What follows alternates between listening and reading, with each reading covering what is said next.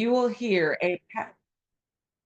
today you will hear a power-packed panel unlock the secrets of building a successful team. I am your moderator for today. I am Trisha Brush, coming to you from Louisville, Kentucky, and I am the chair of the Professional Education Committee. I would like to extend a welcome from the Educational Committee, and if you would like to join us, we do have meetings monthly, and we are looking for new members to join. If you're not sure what the Professional Education Committee does, we support comprehensive education as well as vendor neutral content. And then we love supporting geospatial professionals throughout their entire career. Now, let's meet the panelists. First up, we have Ashley Hitt, and she is, oh, whoops, sorry about that. Ashley Hitt, she's a GISP and PMP. She's a Senior Vice President of Program Management at Cultivate Geospatial Solutions. Welcome, Ashley. Next up, we'll have Megan Compton. She's a Senior Advisor for National Spatial Data Infrastructure at the National Geospatial Advisory Council Manager.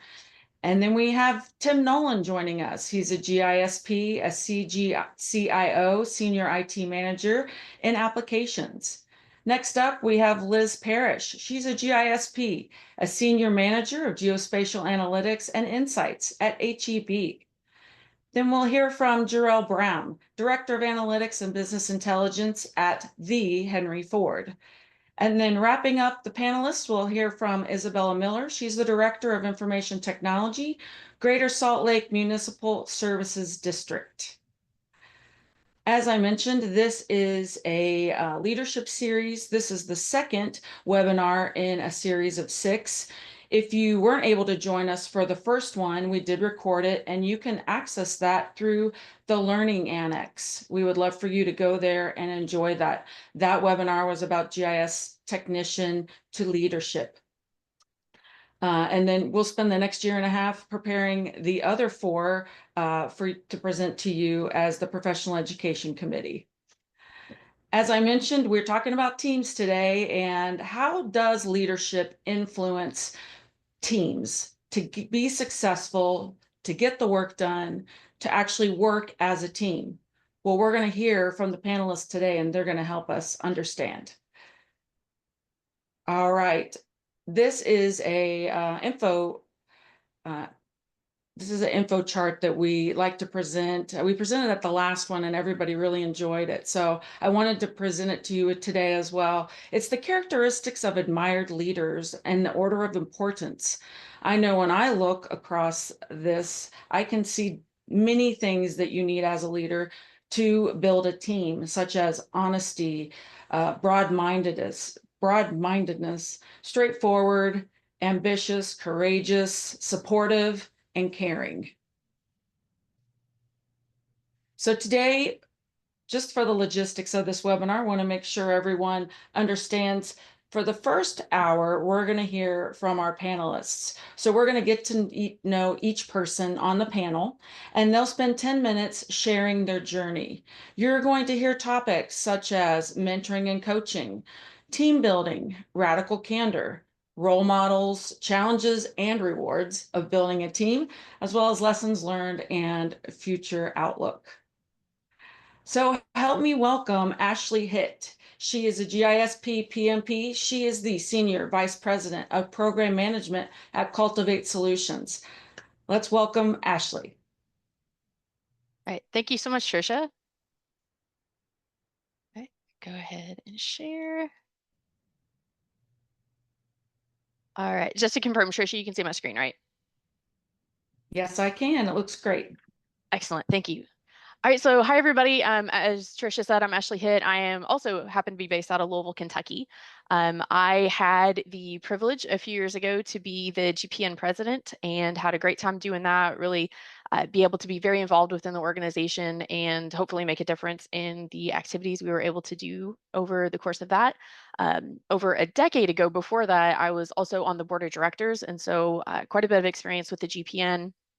Also with the GIS Leadership Academy, I'm a facilitator for the GLA as well as the advanced GLA, which just launched and had its first offering last August. There'll be another one this November if anybody is interested in continued leadership training from the GPN.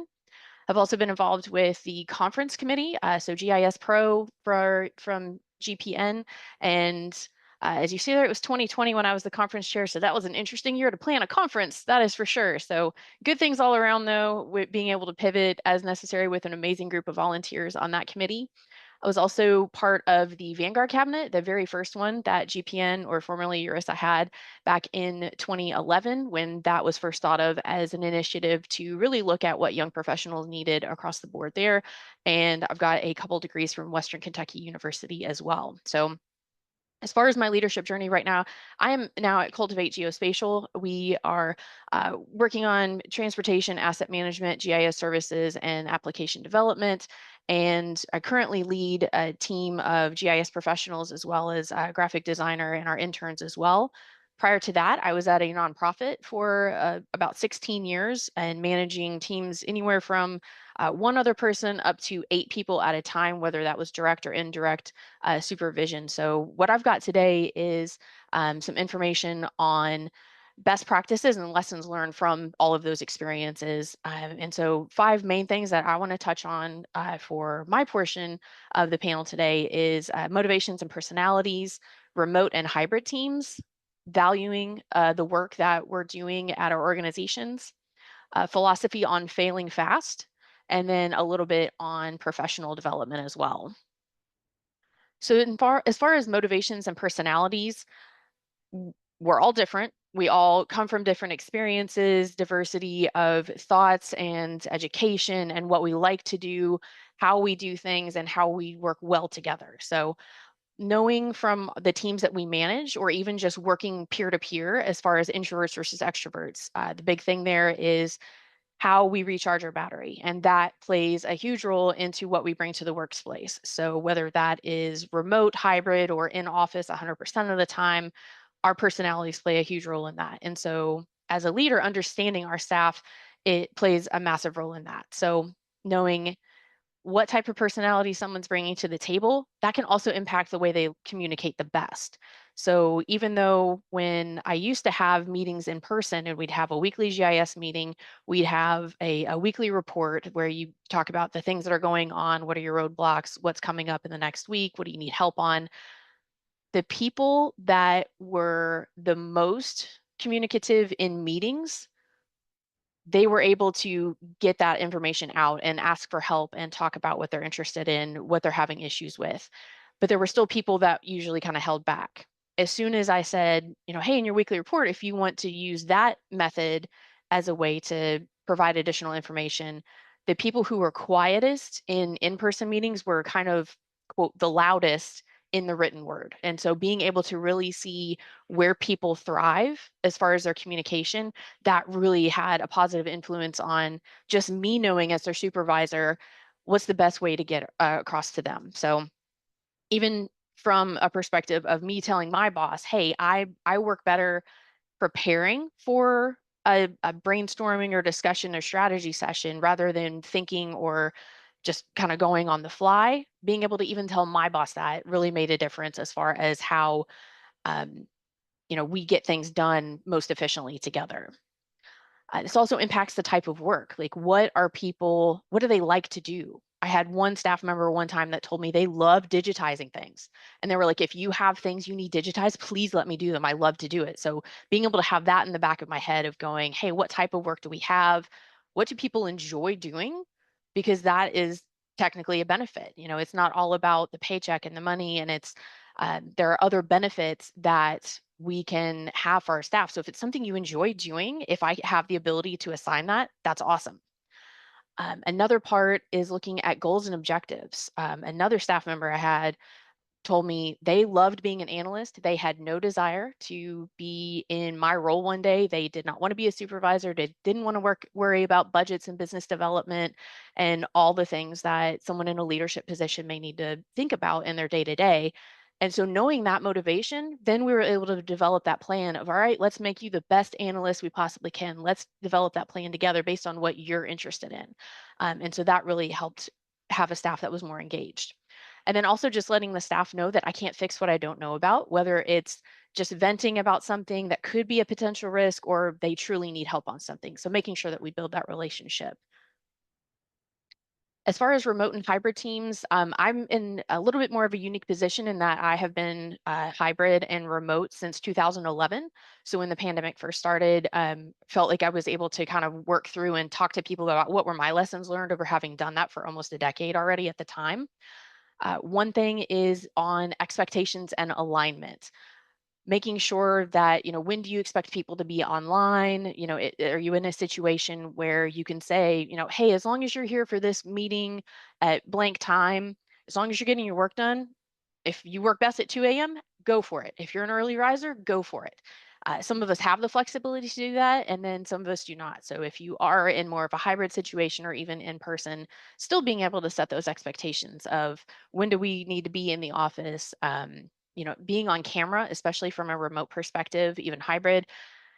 There are people that I've worked with for a few years now. I've never met them in person, and that's okay because we're almost always on camera to be able to see each other's body language and expressions, and we've gotten to know each other that way. So, really promote using cameras. I know it's not everybody's favorite thing, and even myself as an introvert, it's part of my personality, but I feel that even being on camera really makes a difference because you're able to connect with people better and they're able to see you as a person and not just as a worker. That also relates into the communication part and the tools that are available. There's so many tools that are available now, but kind of establishing what tools are working best, not only for your organization or agency, but then also for the person. Again, being able to make sure that everyone has what they need and can establish those expectations and alignment together based on the tools that are available and the types of communication that work well for not only you on a one-to-one level, but also for the team that you may be working with as well. And then building that level of trust and relationship building, not everything, work 100% of the time. Maybe you spend a few minutes at the beginning of a one-on-one talking about, hey, how did you spend your weekend? How are you doing?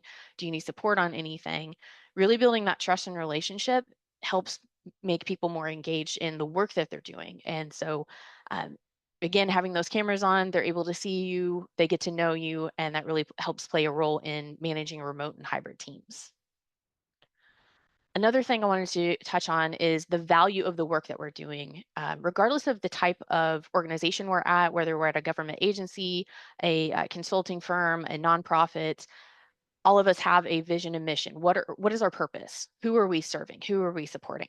And so we want to make sure that we are identifying that and how does it relate to the work that we're doing? For instance, if we're doing transportation, what are who are we serving with that to make sure that the applications we build are truly serving those people? If we're at a nonprofit, I know one time we had just a massive geocoding task that needed to be done, but being able to explain to someone doing the work that these are addresses for students, and we want to make sure that they have access to broadband internet, and that is going to help them be better students and be more successful. So that really played a role in being more engaged with, oh, it's not just geocoding. I know who exactly I'm helping with this task. From a philosophy standpoint, this is something I actually learned from Carl Anderson. He is a GPM past president and also a GLA instructor, but fail fast. Give your staff the opportunity to voice ideas, feel comfortable about voicing those ideas, and see what we can do together. Um, on another note, we also try to have a little bit more of a positive spin. If somebody asks you something and you're like, oh, no, I can't do that. I can't fit that in.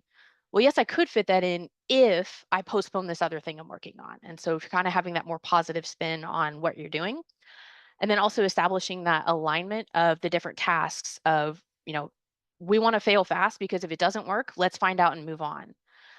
We also want to look at perfectionism. If we're spending too much time on it, again, setting that alignment for, yeah, let's totally explore that.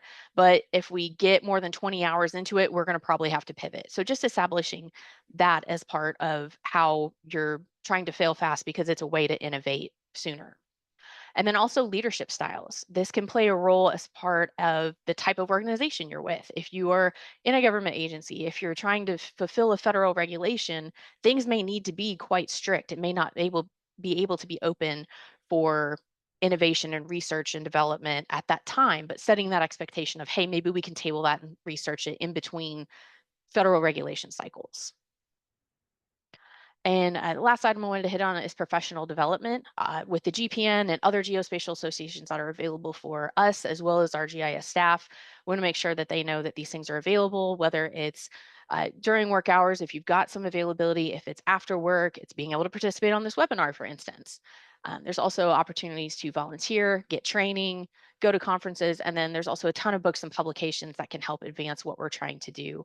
One of my favorite books recently is called Lead Right for Your Organization's Type, and it really puts a better picture on how do I as a leader manage my team when I maybe need to do things a certain way, or we are more innovative and we do have opportunities to do more research. So just a ton of opportunities available there. And then one thing I wanted to leave people with was, there's concerns about fundings and budgets and, well, what if we spend funds to advance employees and they end up leaving? Is that a waste? Well, what if we don't and they stay? They have not advanced themselves. They're not advancing our organization either. So really the bottom line is professional development is such a positive thing for everyone, the individual, the organization you're working for. It brings together so much. So just promoting professional development as much as possible within your organization. So Trisha, I will turn it back to you. Thank you, Ashley. I loved everything you were saying, especially if I don't know, I can't fix it. Very important. But honestly, the failing fast is something too that's been introduced to me over the years, and love that one as well. Just investing in your people, and that's so important. Thank you. Everybody, show Ashley some love, please. Great content. Thank you so much, Ashley. You were fabulous. All right. Now, our next panelist up is Megan Compton. She's the Senior Advisor for National Spatial Data Infrastructure, the National Geospatial Advisory Council Manager. Welcome, Megan. Thank you.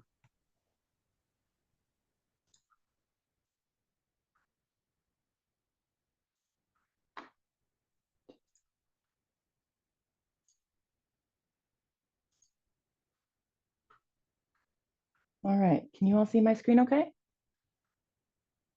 Yes, it looks fantastic. Thank you. Awesome. Thank you so much, Trisha. As Trisha said, my name is Megan Compton. I live in Indianapolis, Indiana area, and I'm going to talk to you today about building a team. And this phrase here, people first, mission always, has shown up in my life in a couple of places. Most recently in a speech from the director for the National Geospatial Intelligence Agency. But before that, from an IT leader from Texas. And I think sometimes we see mission first, people always. I really think that the people come first. So I'm really excited to talk about this today.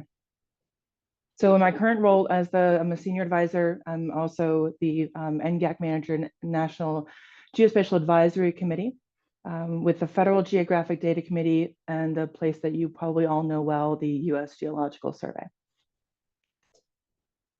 So just a little bit about me and what brings me here. I spent the last 17 years, most recently in state government, most recently as the Geographic Information Officer for the state of Indiana. During that time, I've had the opportunity to serve on multiple boards and a lot of different areas of being able to have influence and to learn from amazing people like we're learning from today. A little bit more about me. I'm really passionate about public safety. That's my background.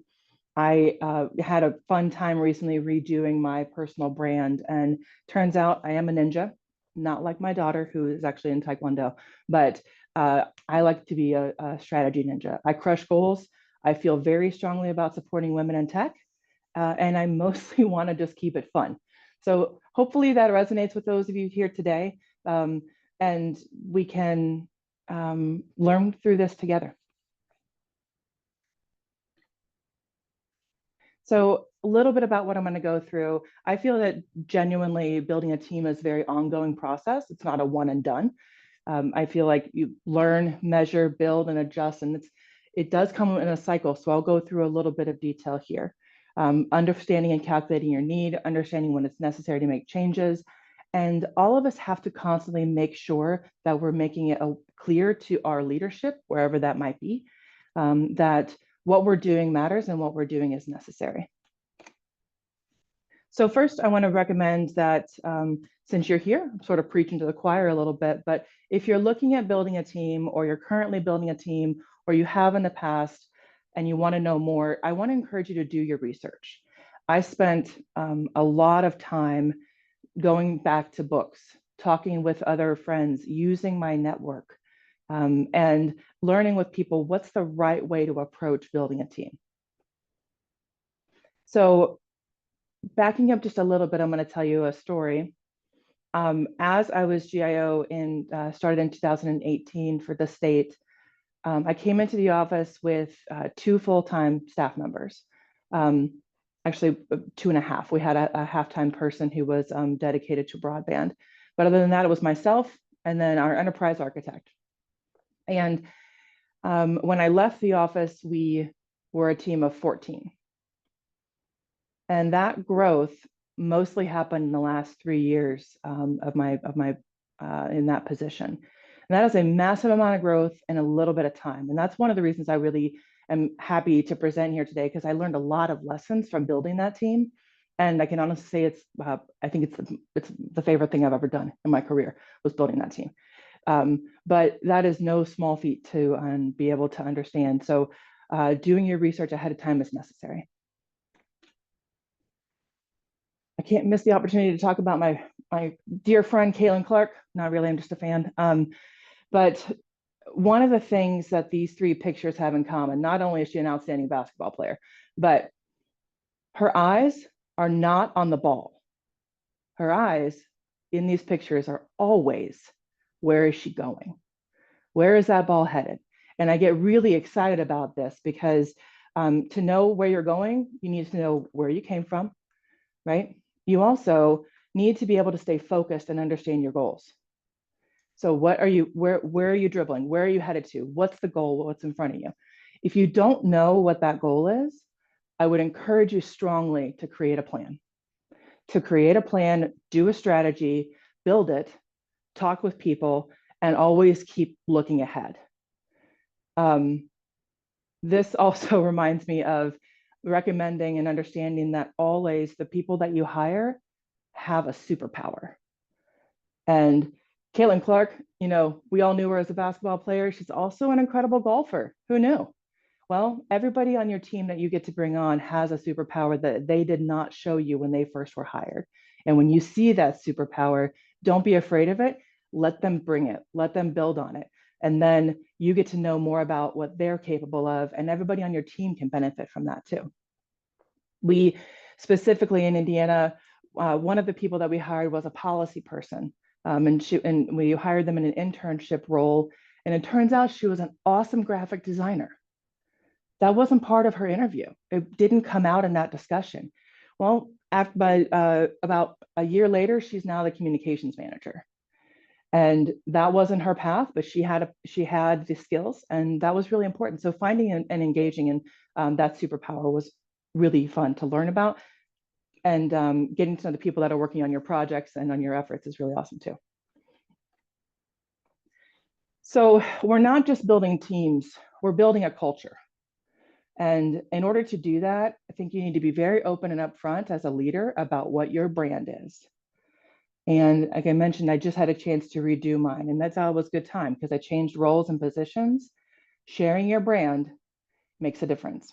I underestimated this when we first started talking with how to build a team.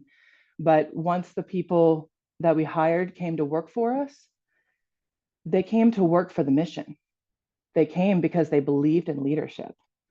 They came because, yes, they were interested in growth. Yes, they were interested in geospatial and what was going on. But just like people leave bad managers, people come to good leadership and strong leadership, and they come to people who they know. So be authentic as a leader, as a person building the team. Be straightforward, as open as you feel comfortable with being with the people that you're interviewing. I have been able to utilize LinkedIn and outreach and talking with people to try and be as open as possible about my professional brand and what I feel like is important in teamwork. So that's been a really useful key. And then some of the people that we hired, even though we know our geospatial community is a bit of a small world. When we were able to hire people that we did not know, that were not within the world that we knew. And that was really exciting to be able to have that outreach. And those people are excited to come and work for you. And something that I think is unique to this is when we were looking at needing to build out this team and understanding what it is that we needed, we identified that we really needed mid-level career people. And to pull mid-level career people is not always easy. And that's another reason why it's important to be sure that you're showing that you're bringing them into an awesome culture, because those people are already set in their careers. They are in a good spot. Maybe they don't necessarily want to leave, and it's got to be a push and a pull. So I genuinely believe that once you create your goal, you then have to follow with a plan. And you need to calculate and present that plan and that need for the team. Like I said, we're always having to advocate for what it is we feel like we need. And one of the approaches that we took on the team is after we did a strategic plan in 2022 and finished that, we started working the plan. One of the goals was to make sure that we had the right number of people on the team. In order to do that, we had to do a strong assessment of, okay, where do we spend our time? And how do we know where we need to put effort? What kind of skills do we need? And that was an actual assessment. It was a research project that we did. It took us about 8 months. It was really interesting. At that time, we had hired 2 other people because I did have those others. One retired and then one took another position. So 2 other people, and we did a deep dive. Where do we spend our time? Turns out we needed 3 architects, 4 project managers, and I think it was 4 GIOs. Well, okay, so we realigned and we made a plan. So how do you know who to hire? This came up quite a bit in our discussions of, are you hiring for the role, or do you have a person you know who you want to hire? And I personally think that this is a combination of both. I would love if you have any thoughts on this to throw them into the chat. And I think it's a combination, but understanding if you're filling a new position or creating a new position, are you hiring for the role or are you hiring for that person? I'm going to wrap it up here with a couple of lessons learned, and some of these I already touched on. On the bottom, every person has a superpower. It is a small world. That came back and as an important thing, because I learned that when people, you end up finding and hiring or interviewing your friends, people who you've known for a long time. And that can get a little complicated, especially when you don't necessarily hire the people that are your friends. So that's something to be aware of in our world. I recommend that you're not shy about what it is that you want to accomplish. Make sure people know that. We were very focused on no more single thread. When I came onto the position, I had 2 team members, and actually even in my new position with the federal government, when you have people who are only one person knows how to do something, it's a recipe for disaster. So the goal for us was to no more single thread, and then be open and recognize when realignment is necessary. You might not always need to have the same positions for the length of time, for the perpetual or in perpetuity. You might need to be able to do realignment and be open to that. So with that, I will give you a little metadata duck. I hope those of you are familiar with that. And I really appreciate you guys taking the time today. Thank you. Thank you, Megan. Let's show Megan some love. You guys are awesome. All right. So Megan, I loved the superpower. Oh, I think I chose the wrong thing. I apologize. I love the superpower and honestly, you do never stop building a team. It's a continual process. Sometimes you think you get there and you're like, well, I'm here. But so loved it. Fantastic. All right. Thank you, Megan. Next up, we're going to hear from Tim Nolan. He's a GISP CGCIO. He's a senior IT manager and applications for Collin County, Texas. So help me welcome Tim. Hello, hello. All right.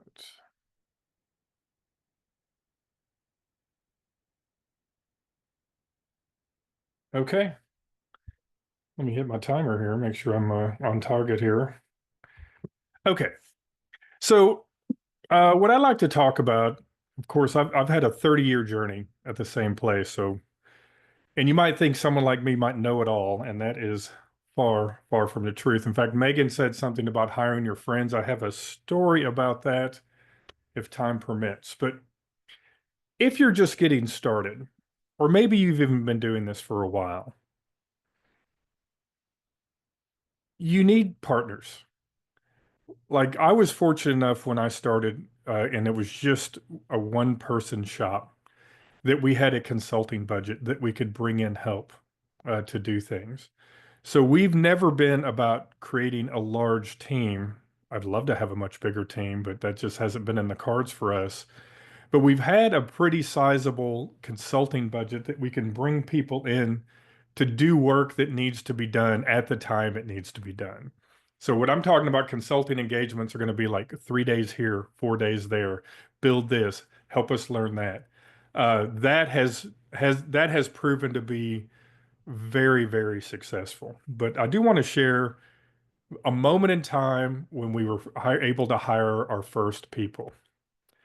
Uh, if I were to ever have a legacy, I want it to be this. We started our GIS internship program over 30 years ago. In 1994, in October, is when we hired our first two students. And this is Eric. We have another. We have Kenny now, who's taken Eric's place. But this represents But there were a lot of other people in between. In fact, we've had over 40. We've had 42 people that have been our interns over the years, and I cannot tell you how important this has been in my career, in my personal life. We've, what you do when you have a program like this, and these are paid interns, which has been fortunate. Um, you you build a community here. Every one of these people, we can rely on each other. I can call anyone in this photograph and they will help me. I will help them. This is just an extension of this, like Megan said, this culture that you create.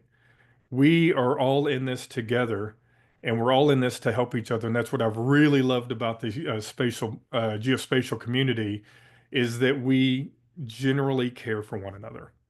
And so I just wanted to share this particular photograph that shows really the pride of my career. But I want to share a story. A I was in a I was at a conference, and if you know me, you might be shocked to hear that I was a little nervous to speak up at this particular lean coffee that we're having. I'm not picturing it here. This is just a picture of lean coffee. It's an agile conference. We're having this meeting, and one of the cards that slipped by was hiring practices. I'm like, oh, I got this. Because years prior, I learned that if you want to hire a strong team, then you let the team pick that person. You let the team hire I'll do the paperwork, but let's let the team do it. So they'll do like a group or a hot seat kind of interview, because the team knows how skilled they are. The team knows whether they're trying to BS their way through it. I am so far removed from the tech that I really have to rely on my own team to help out here. That I felt was working beautifully. And it wasn't until in this meeting, there was a woman at the far end, and she goes, well, how many women are on your team? And I'm like, huh, okay, two. I mean, we got two out of like 14. Because how many men look like you? You know, gray beard, bald? I'm like, a bunch. And it was like that instant that I realized that I was creating a situation, a scenario where I wasn't hiring the right people. I wasn't getting diverse enough people. And one of the ways that I think I've done, that I hopefully have helped, is if my job was to vet out and bring in people that might be good candidates for positions that we have available, I will make sure that they're the people that we want on the team. Not always people that look just like me, but other people from different cultures, not even just genders, but cultures and different backgrounds and experience. I feel like that is the best way to build a strong team, is to have not a bunch of GIS people that just work in GIS, but a lot of different people, creative artists, other people from different cultures, bringing in different ways to look at stuff. That to me makes a strong team. So I'm glad I had that meeting, or I was glad I was part of that lean coffee, and sort of I needed to hear those words to make some changes. So let's just take a second here just to admire how dark and wonderful that hair was back in the day. This is like over 20 years ago. This is Ramona right here. And Ramona has worked with me for about 25 years. And she is by far the greatest rural addresser on the planet. She knows what she's doing. She knows how to do it. But this guy, Kendall, who worked with me for over 27 years, retired. And for me, and he had a higher position that Ramona had. So he had uh, well, anyway, I wanted to hire a hot shot. Let's get somebody who knows, like a programmer, just a real hot shot here. And it was Brett, who's the supervisor, GIS supervisor. And he goes, if we do this, I'm his boss. If we do this, then Ramona will retire and we will have lost everything that she knew. But if we promote Ramona to where Kendall was, then Ramona will be around to train the next person, and then that next person, and then the work lives on. And the moral of that story is that I may think I know it all, but I know nothing.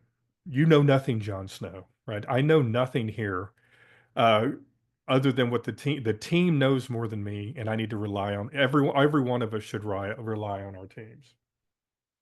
So I just wanted to share like my gratitude.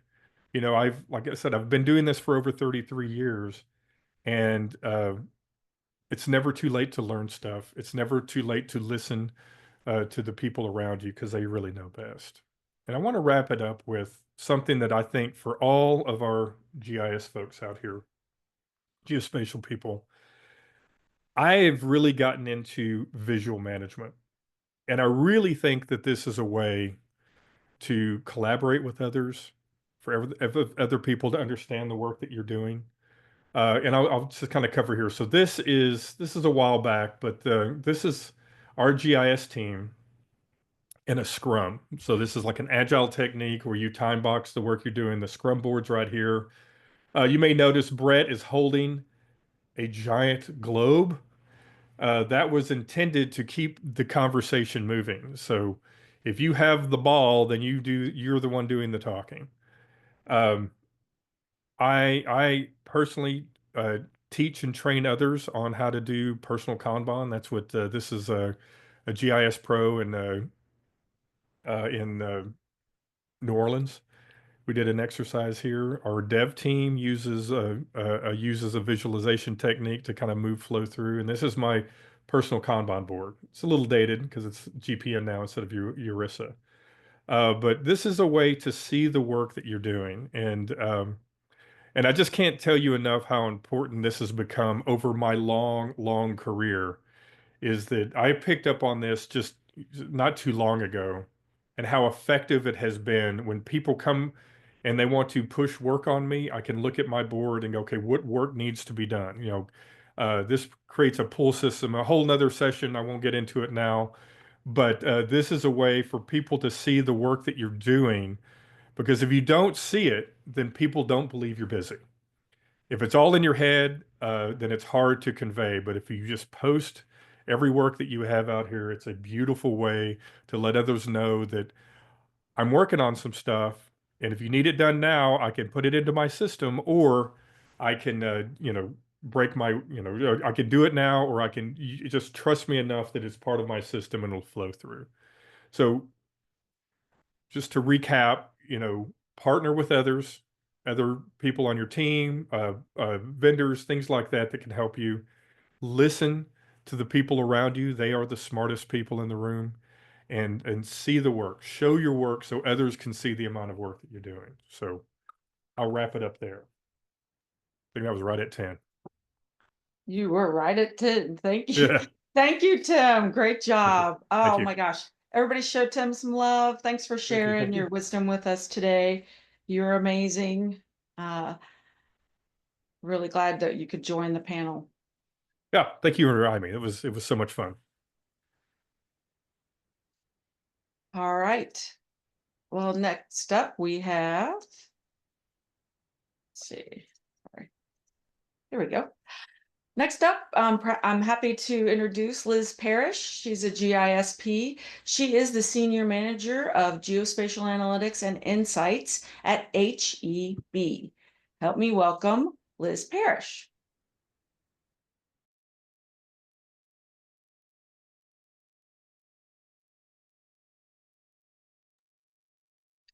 Liz, you're on mute. I was just saying good afternoon it is now, no longer morning. So you guys can see my screen, I assume. We tested it earlier. So thanks so much for having me back. A little bit about me. I am very involved with GPN through the international organization that is hosting this webinar, as well as the GPN Texas. And my background from a formal education point is I have an MBA in global business, a bachelor's degree in GIS, and an IT certificate. I also have both attended the GIS Leadership Academy and now am an instructor alongside many of the panelists here today. I have very fortunately, for some work that I have done, won an Esri SAG Award. And I had a lot of opportunity in my um, educational journey to be a research assistant and have a number of published research out there. Interestingly, along the topic of the disparity of broadband and ICTs across the world, and that speaks to something that Ashley mentioned earlier about access to internet. Also, I do public speaking and mentoring, and I'm just happy to be here and chat about this topic today. So for me, some key strategies that we're going to touch on is developing a geospatial strategy and being transparent, defining roles and responsibilities, succession planning, and then my philosophy of walk the walk. So starting out, I will say that the developing a geospatial strategy and being transparent are initial very key elements to set you up for success as a leader. Others have talked about, different aspects of what it means to communicate and how you set up a team and in hiring. But once you have a team that you're working with for your team and your organization, it is really important to know not only where you're going, but strategically the order of operations, how you're going to do it, and develop that plan, because there are dependencies to your plan, there are partnerships that you'll need to execute your plan, and there are just a number of considerations. So the idea here is to know where you're going, and for a goal of 80% of your work to be planned, with the 20% of the reactive having to shift and fit things in. But most of the time, being able to strategically accomplish the goals. Developing a culture of transparency really is understanding as a leader why you need to do what you're doing. So as you're planning work and prioritizing and assigning out tasks or responsibilities, this is really important to articulate and align, why are we doing what we're doing and how do we prioritize it, plan for it accordingly, and partner with others as we um, move forward to get the work done.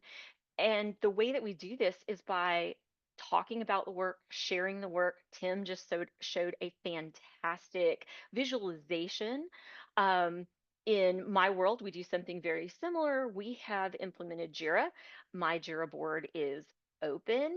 It is all of my annual plans and strategy are in our Confluence that is discoverable. I will share that actively, not only with my team, but with other parts of the organization.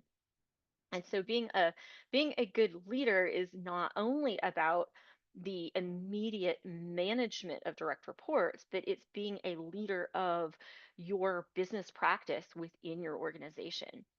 And I think along with this, as you're developing a strategy and you're being transparent about it, a key piece is tying the value of the work to the company priorities.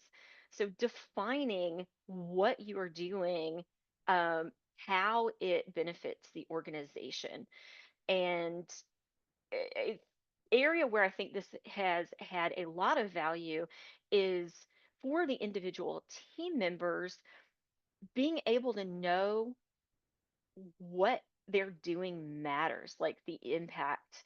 I think Ashley mentioned it, even geocoding somebody's address, and knowing why. Why are we doing the work? But the impact that that has on the organization. All right. And then moving on to the team itself. We have three different pieces of things to look at here. There's your job title and your job description. This is an outline and maybe how you initially assess somebody and hire them. It outlines the primary function, the team, the title that you might have, and the skills and knowledge and an overview of the job duties that you're expected to perform.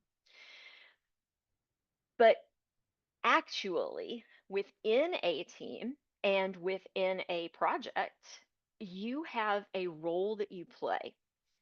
So you might be the quarterback on one project and you might be the utility player on another project.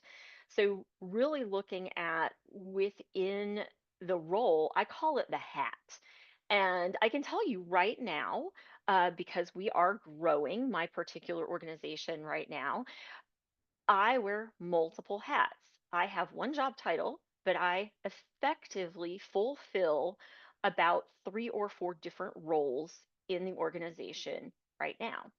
Um, Within my department, I specifically fulfill a role as a team manager. On project teams, I may fulfill a role as a technical subject matter expert in some places. On another project team, I may fulfill the role of a project manager. So, in any given role that you're fulfilling, you then have responsibilities. And so it's like, okay, if this is the hat that I'm wearing for this particular team, role or for this particular project role, here are the things that I am responsible for. So we often talk in the project world about a RACI chart. I love RACI charts. I think they're fantastic. I also think that a companion to them is the actual documentation and the list for reference of if somebody has this role, what are their responsibilities? And again, going back to transparency, it adds clarity and it adds safety for your team when they have clarity on what is expected of them.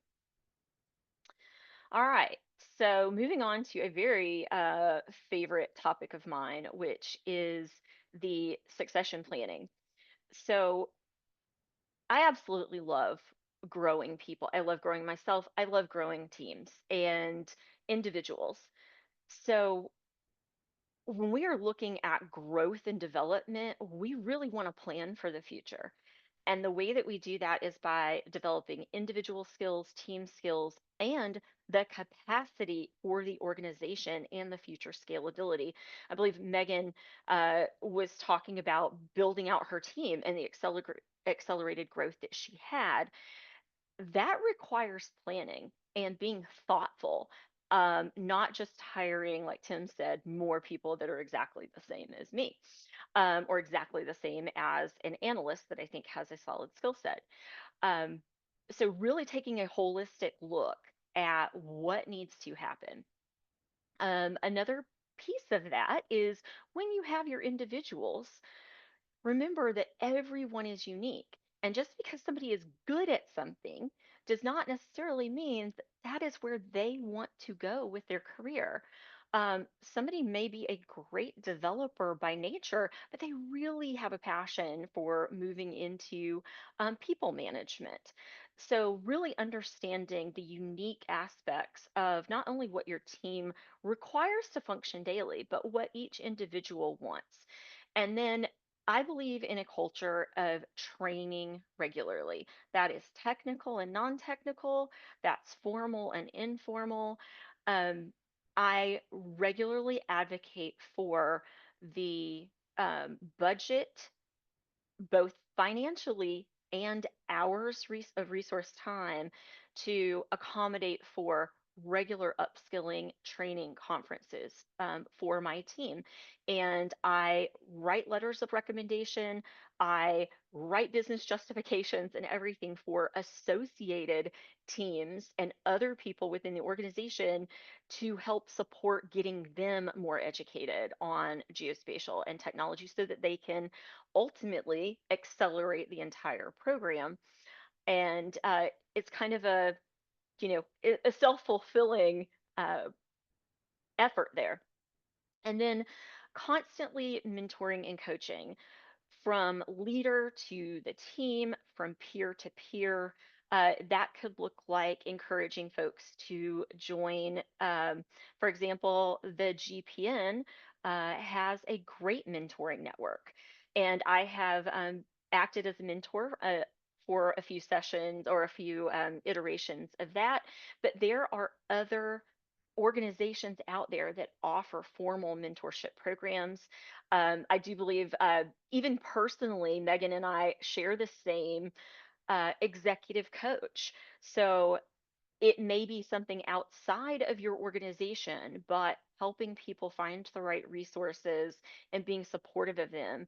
And then, as a leader, finding and creating opportunities for growth. If somebody says they have an interest, for example, in presenting, maybe the next time that there's a team meeting, work with them and let them be the lead in presenting. So, whatever those might look like, help your organization that way. And then the last thing I will say is my philosophy is walk the walk. It is, as you grow as a leader, not always realistic that you can still do the same programming that you could do when you were an analyst in it every day. Um, if I had to sit and administer the deployment of a server right now, I could do it.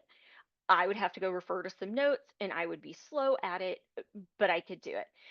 More holistically, though, I understand the broad scope and I am involved in our architectural planning, even though I am not the one pushing the buttons of deploying servers and managing enterprise geodatabases all day, every day.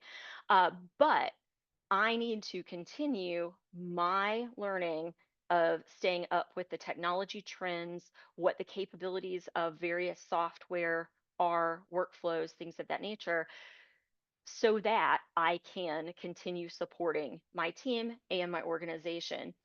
Um, if you are going to expect other people to continue to develop and stay on top of things, you need to be able to do that as well. It not only is the best interest of your personal career and your organization, but it really does show that you are willing to do the hard work that you're expecting out of your team. And I also believe in supporting getting certified. This is a level of showing that you have a particular skill and a commitment to your craft that is both advantageous for anybody and their career, and then having the self-confidence and the kind of just accreditation, the street cred, if you will. And but it also, as an organization, as a program, when you are then developing a level of expertise and reputation within your own organization, when you say, hey, look, here's my staff, and they have all these technical certifications, and guess what? The people who are in leadership have been to the Leadership Academy. We holistically are supporting everybody to become a GISP when they are eligible.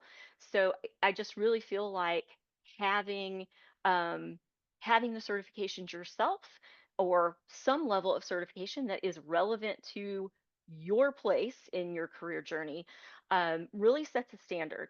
So that is what I really wanted to share. And I could not see you, Trisha. So hopefully I have stayed within my time limit. And Yes, absolutely. It was wonderful, and right on point. I love the walk the walk.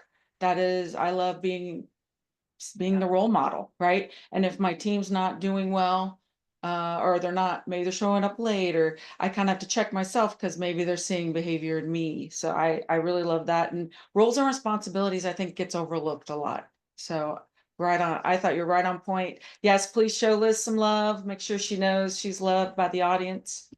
All right. Next up, we have Jarell Brown. He's the Director of Analytics and Business Intelligence at the Henry Ford. Please help me welcome Jarell.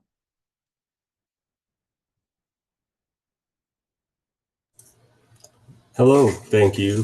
Thank you, Trisha. Thank you, everyone. I'm excited to be here. I'll share my screen and we'll get into a little bit of confirmation from a lot of the previous speakers and presenters, but I do want to ensure everyone can see my screen. I think so. Looks good. Awesome. But also, we want to share what we're doing here at the Henry Ford, and it's always great to get confirmations from GIS professionals that we're doing some things right here. A lot of things, I'll be transparent with that. But my name's Jarell Brown. I'm the Director of Analytics and Business Intelligence here at the Henry Ford. But who am I? I've been at the Henry Ford for about 7+ years. And when I say the Henry Ford, we're the museum and non-for-profit here in Dearborn, Michigan. Before that, I worked with all of these brands for about 15 years. And so these brands were across omni-channel analytics. They were across consumer research, market research, Nielsen, market growth, appending data, all of that.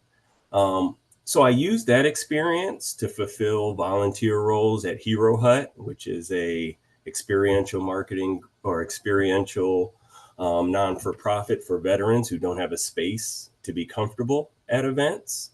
I also do use this information to spread the messaging for mental health through New Joy, but also using the experience with an engineering psychology degree, which is really the science of why people like what they like in engineering, ergonomics, things like that, which has all resulted in the work I do at the Henry Ford, learning from my past experiences to connect people with data, just to serve the communities we work in, we serve in, we live in, just a little bit better. I love working for a non-for-profit because I just sleep better. We're not growing for profit. We're not growing for vehicle sales or consumer perception or more tickets and things like that. If you really do know me, I also played basketball. So the Caitlin Clark reference was spot on. in terms of where your eyes looking at, where's the ball going, where is the end goal of the project or the mission. Yes, so basketball reference will always resonate with me. So again, I had mentioned the Henry Ford is a non-for-profit museum. We're open 362 days a year, and we wonder, why is a Henry Ford on this call leveraging GIS? We have 26 million artifacts. And if you can look into this blue chart here, we're a campus destination. We have 4 venues that 2 million guests a year can visit. We have signature events where we run large events for about 30 to 40,000 people at a time, across Salute to America, 4th of July, across car events, Halloween, holiday time periods. We have private and cater events on our 75-acre campus. We have 135 buildings on 75 acres, so we need to map, visualize, and see all of them. So we have weddings, conferences, you name it, we host it.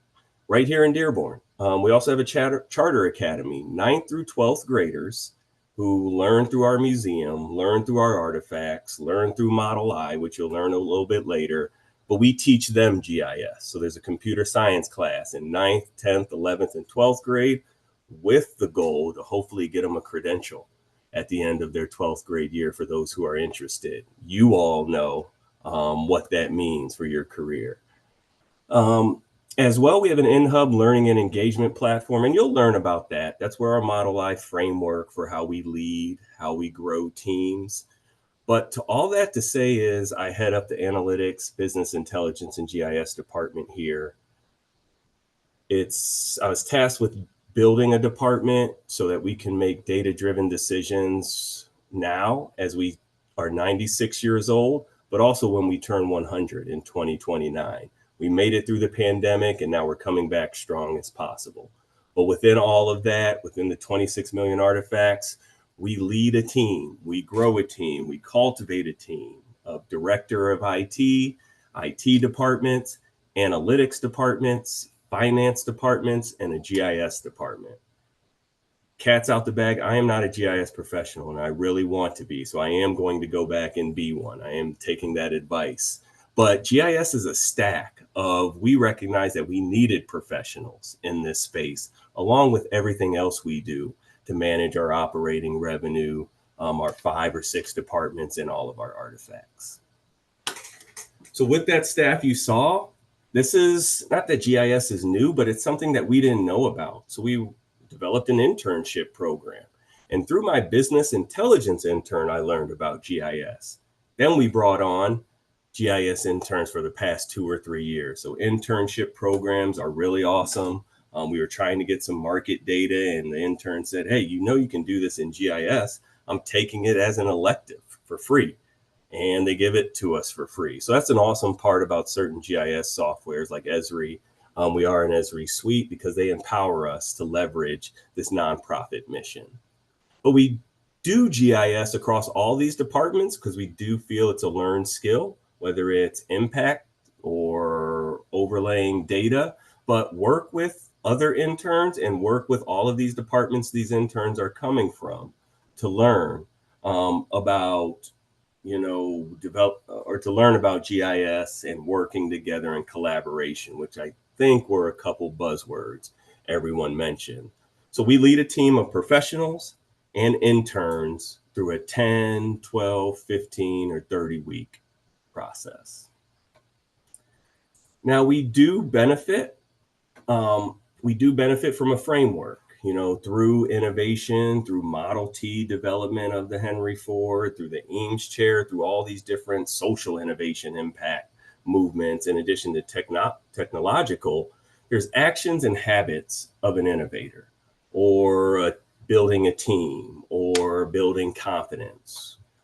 It's transdisciplinary, it has social and emotional learning in it, but all of the things that everyone mentioned, we're implementing. And so that's why I'm like, yes, it's confirmation that what we're doing is right to building and leading teams.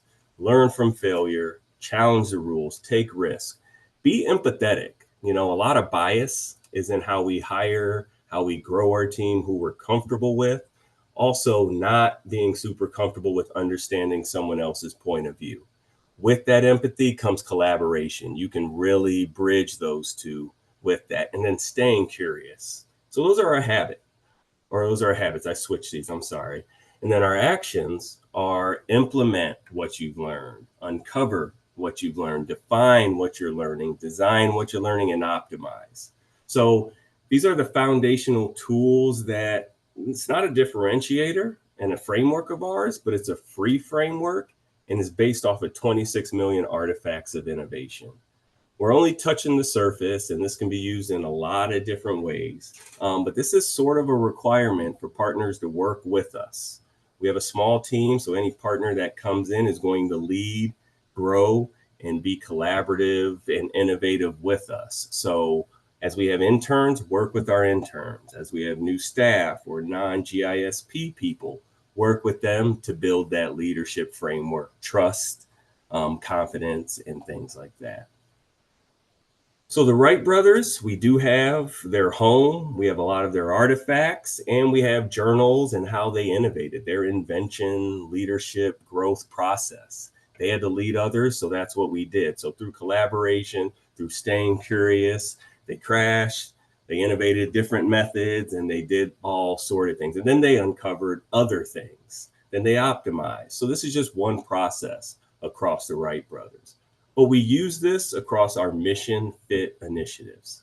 We have a community partner program that's 120 plus partners. And our interns went in here with curiosity on who these partners are, collaborative ecosystems, as in data walks or workshops, empathy because they're fresh, they're new. And then they just uncovered, defined, designed, and implemented GIS tools so that they can be connected, track, and measure the impact of their programs. They don't have GISP staff members, let alone are efficient in their work processes for data and analytics. So again, our mission is to connect them with data, and we leverage GIS. We leverage it for a national program to teach 180,000 kids to invent. We teach them how to create their impact stories about their invention. But the key thing here is leadership and team building is a long process. It doesn't take 7 years, but it doesn't take a year. You know, it's going to be a strategic plan that you build together, which was mentioned prior. And then you develop apps and things like that. And then you bring it local. You know, we bring in a local representative. We bring in local decision makers. We bring in partners that align with us. And we build tools that challenge the rules, that stay curious on where the access for disability resources are.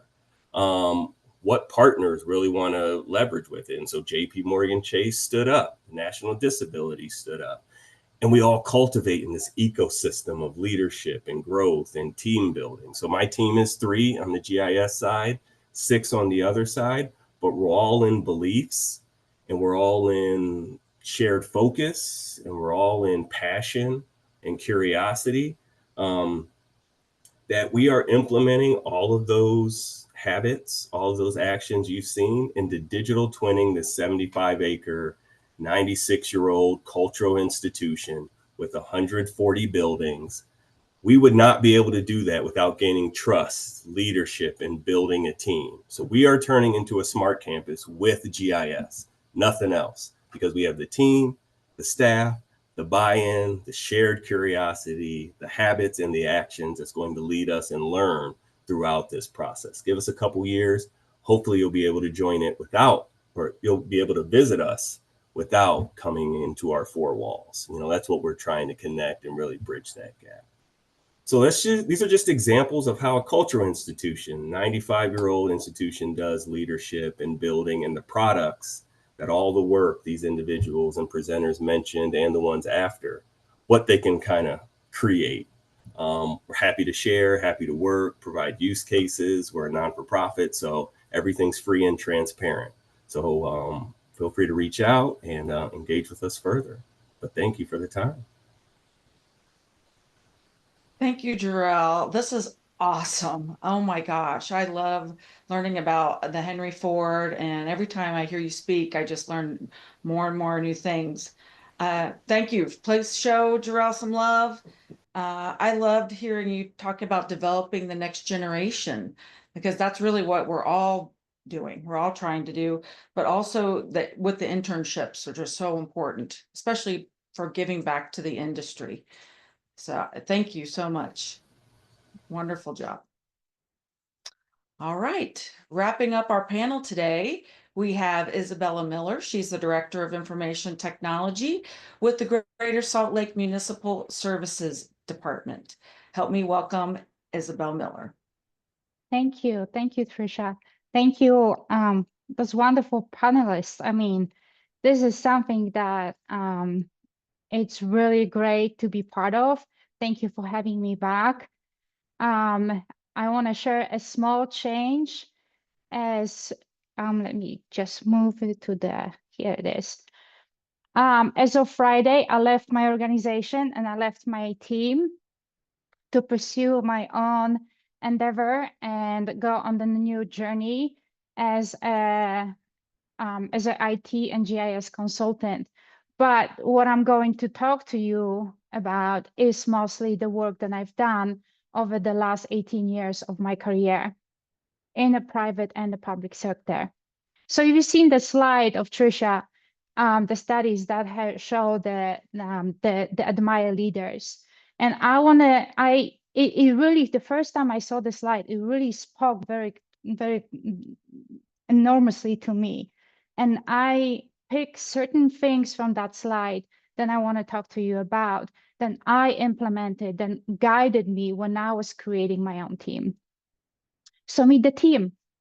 The team of, what is it, 7 of us, including myself. We started as 2 of us, myself and GIS analyst. And over the last 5.5 years in the organization, I built the team again from scratch to what you see on this picture. I put the LinkedIn over here. If you guys want to connect with them and ask follow-up information, feel free to reach out. They are a great bunch. Most of them, except one person, are GIS professionals, but they are all doing different things, from IT support, enterprise architecture, business analyst, and then as myself as an IT director, the role I grew over the years. So let's talk a little bit about the forward-looking and inspiring.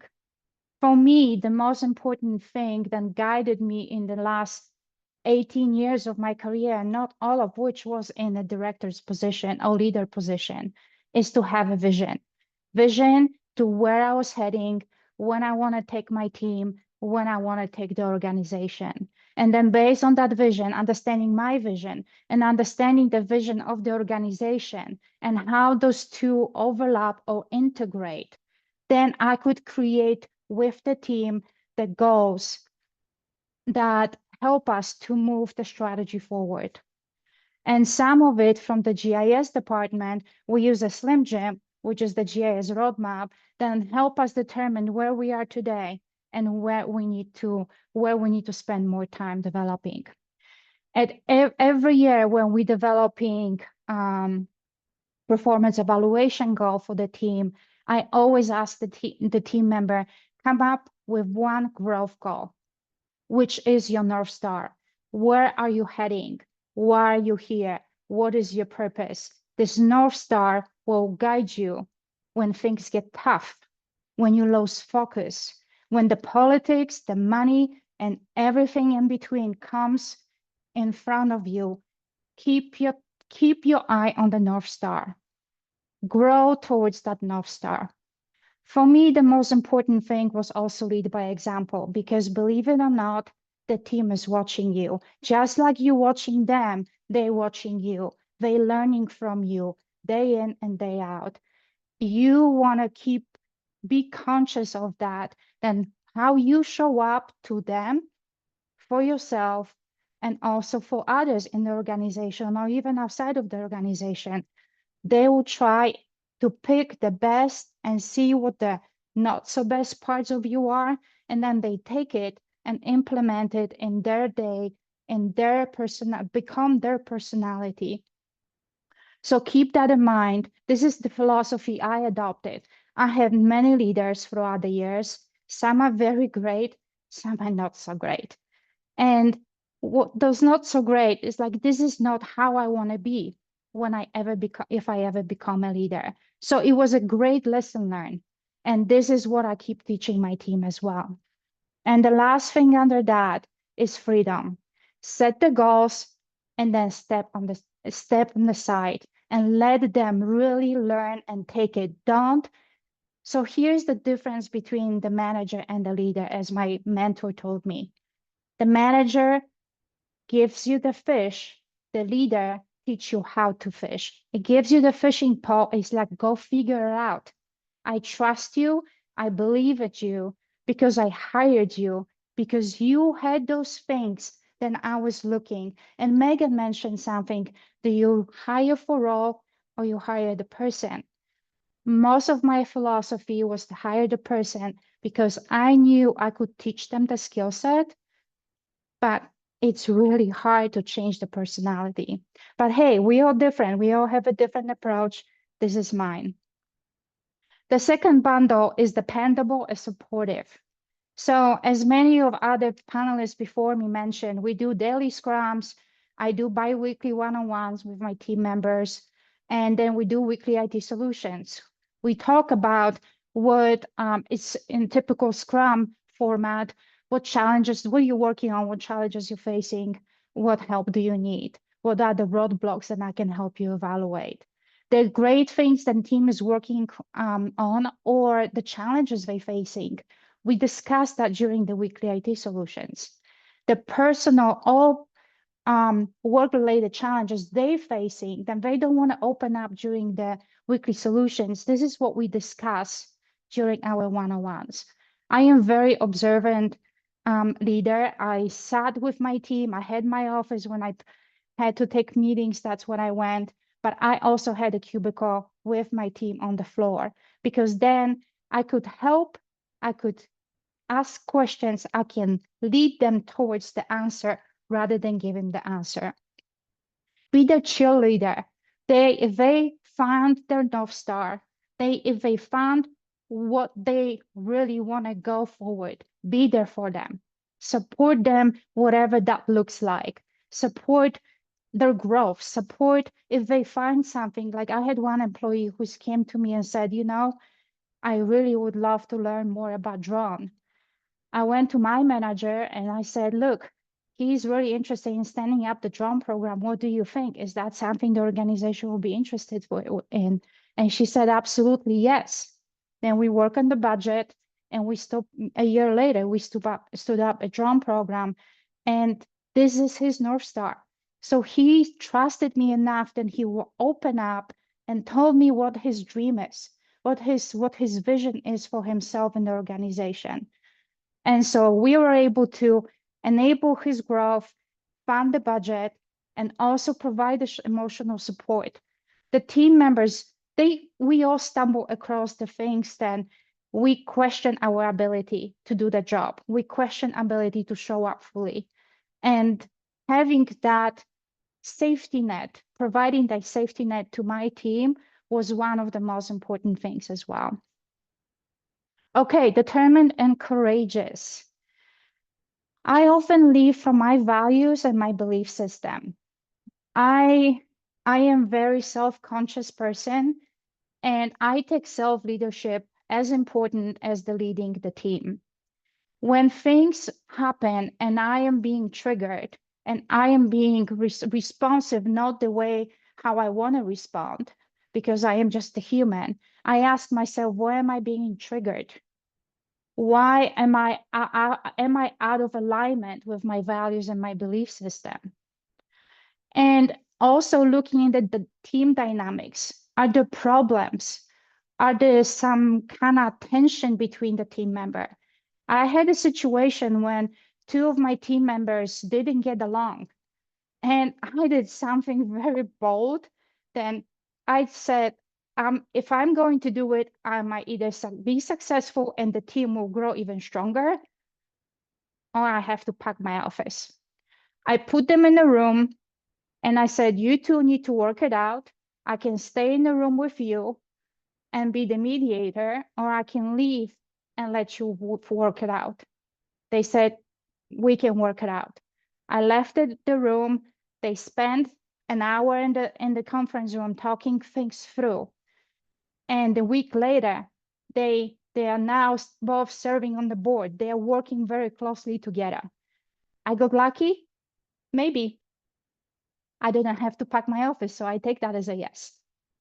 Okay, and another thing that I brought from the coaching world is once in a while we do successes and appreciations. We go during the IT solution meetings, we go around the table and share our successes and appreciation. So success is something that we succeeded in, standing the drone program, and appreciations is, hey, so-and-so helped me really to do that, and I really appreciate that. It really, the success and appreciation goes a long way. So I told you last Friday was my last day. And here's the card I got from my team. And I'm not going to share a lot of things with you, but this really confirmed in my heart then what I've done for the last 5.5 years, building the team and the organization. It really showed up. It was hard. It was tearful. It was really heartwarming to know then that the team appreciated you.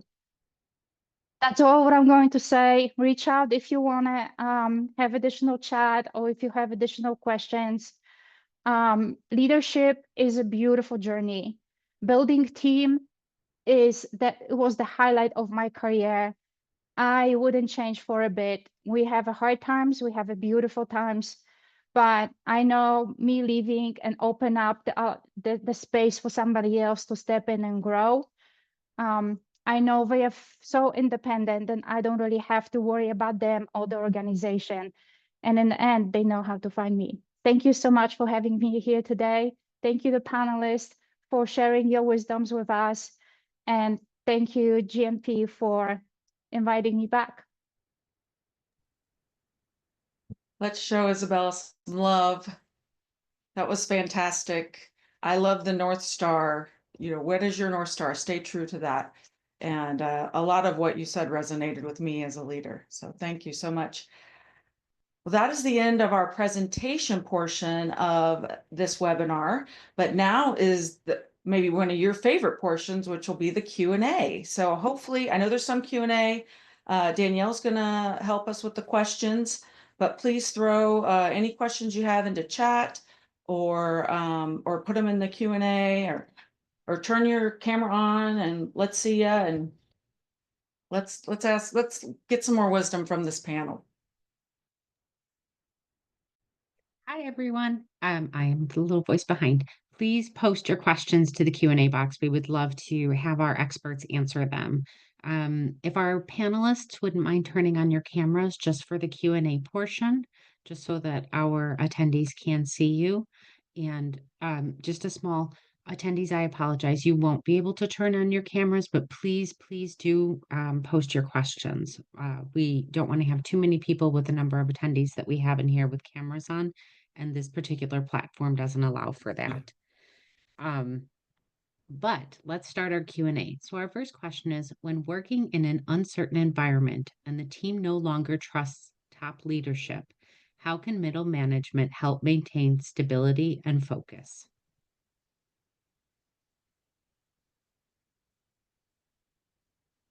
I can answer, or at least start answering that one. I think if you the middle management, the person who asked the question, you can be the in-between. You can be the bridge. You can build the trust with the team and then build the trust with the executive leadership, bridge that gap for now, and then hoping down the road they you can actually slowly excuse yourself from that role because the trust proven itself. You were able to accomplish what you needed to accomplish. You rebuilded the bridge and then you no longer need it. It won't happen overnight. It will take some time. Anyone else? Yeah, I'll second that, especially being the bridge part, because one of the things that I commented on was I can't fix what I don't know about. And so the same can be true of the senior leadership as well. Perhaps they don't realize that something they are doing has caused speculation or fear among the team members. And so that was a situation I had several years ago where we didn't know if a round of layoffs was coming. We didn't know what was the situation. And so I went to senior leadership and said, hey, this is the speculation that the team has. And the response I got was, very innocuous. It was just, oh, we don't have any news yet. And it was like, okay, well, if you could communicate that to everybody, that'd be so helpful because there's speculation that no news is bad news. So even just being able to share that from I can't fix what I don't know about, it can be from your perspective, your team, as well as going up to even senior leadership as well. So yeah, being that bridge of helping understand and making sure everybody's aligned can help build some of that trust back and avoid speculation where it's not necessary. I'll add in one piece. If in my current position, there's been a lot of things that have been pretty unsettling. I just use the phrase "focus on the mission" and remind people that what they do is important. So hopefully you can inspire them and they can work around the other stuff. Yeah, and I think it's middle management's role to create an environment for the team to succeed, right? So the team shouldn't be worrying about the rumors and the politics. That's, I guess, management's job, but they should be able to focus on the task at hand, the mission, as Megan says, and to create an environment that allows them to do that, so they don't have to keep looking over their shoulder, and providing kind of clear and concise direction of what we know is I find that works best. I'm going to get to the questions in the chat just so that they don't scroll and I miss them, so bear with me. What if management only believes a paper degree versus experience? Taking my GSP and kind of bridging that gap.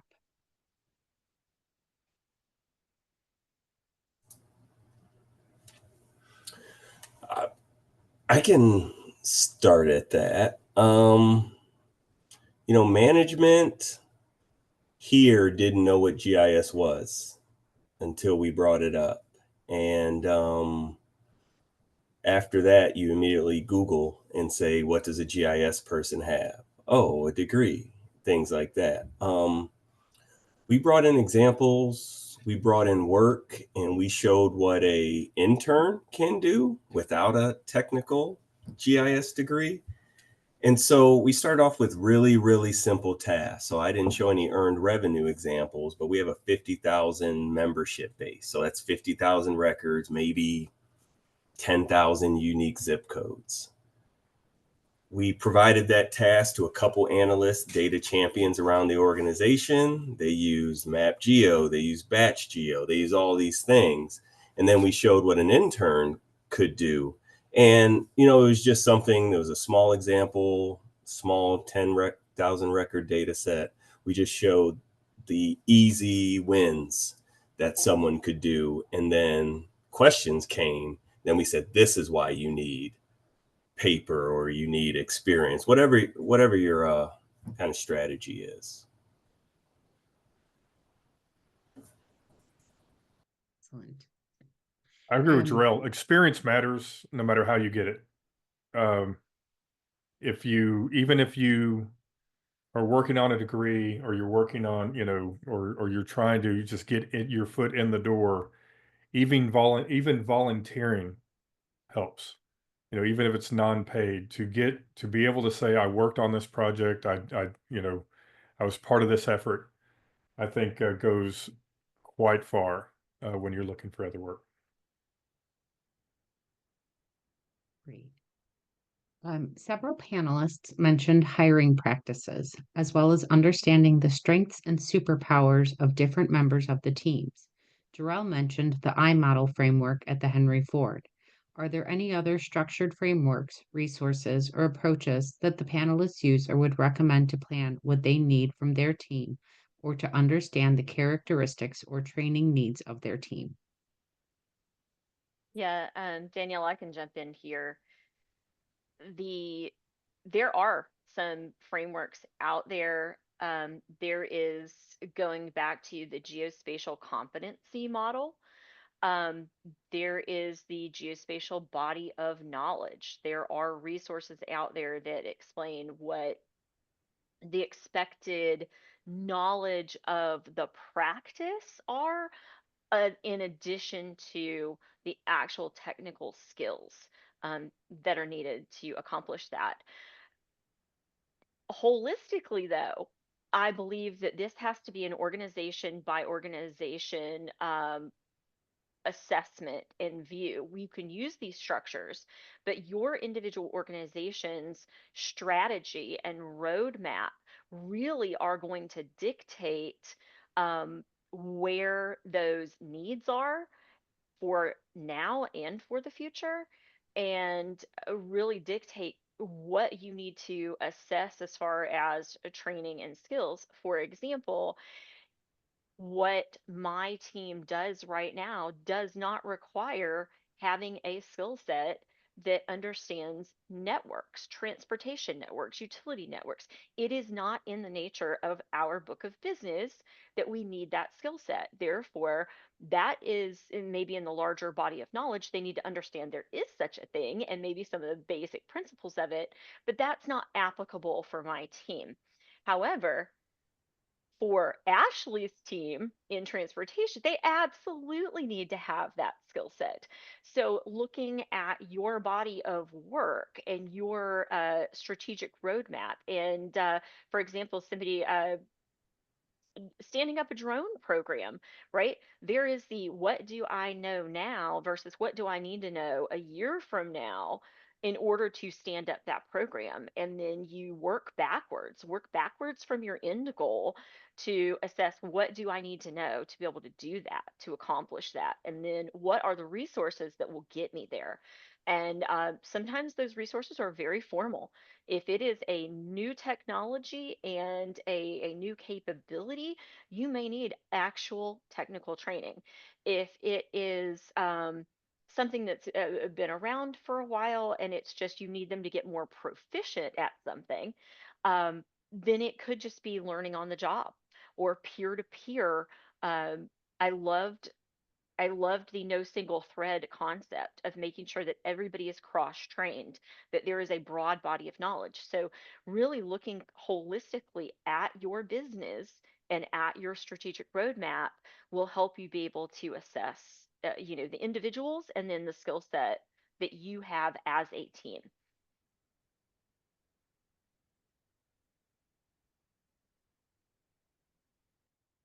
Developing a strategy was identified as a key enabler of team building.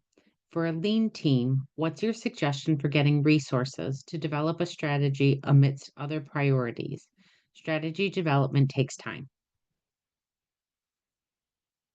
I'll speak to that both from a positive and a not the best outcome, I guess I'll say. So, several years ago, had identified, we were a lean team. We needed help. We had so much on our plates.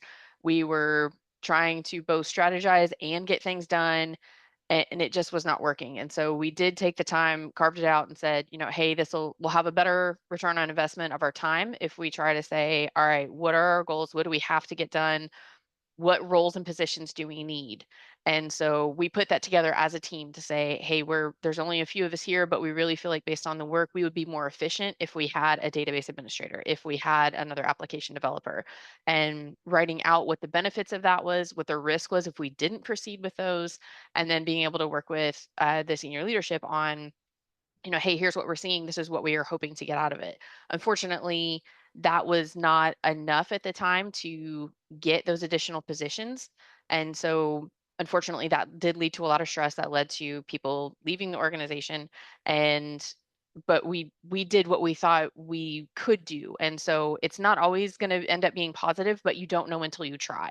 And so there are other people that have been able to put together that type of information and say, hey, we know this is a pain point for our organization.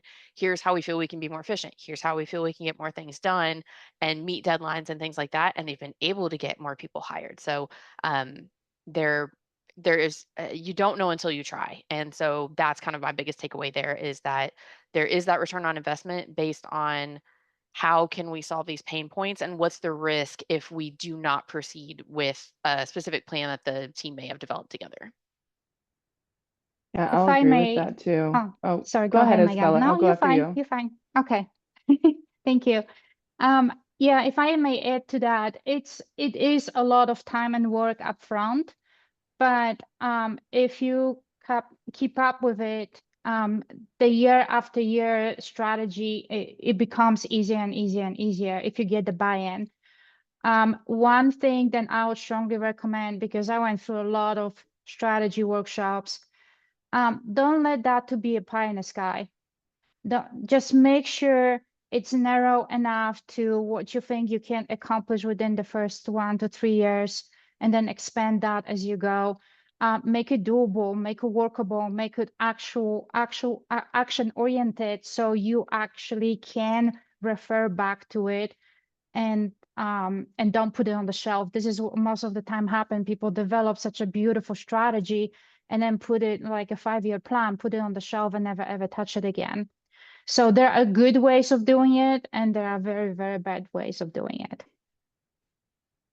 Yeah, I totally agree with that. A friend of mine used to tell me, don't let perfect be the enemy of good. So your plan doesn't have to be a multi-year plan. It can be a 1-year plan. It can be a plan that's teeny tiny. Just start somewhere.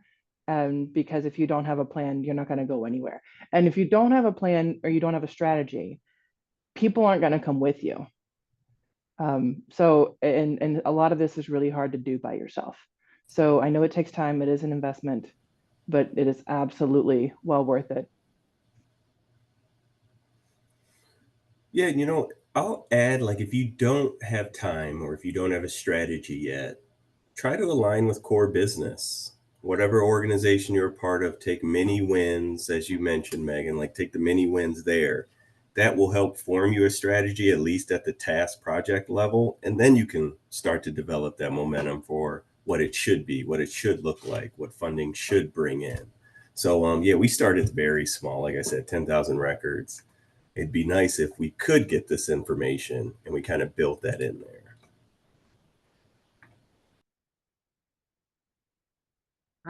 Next question.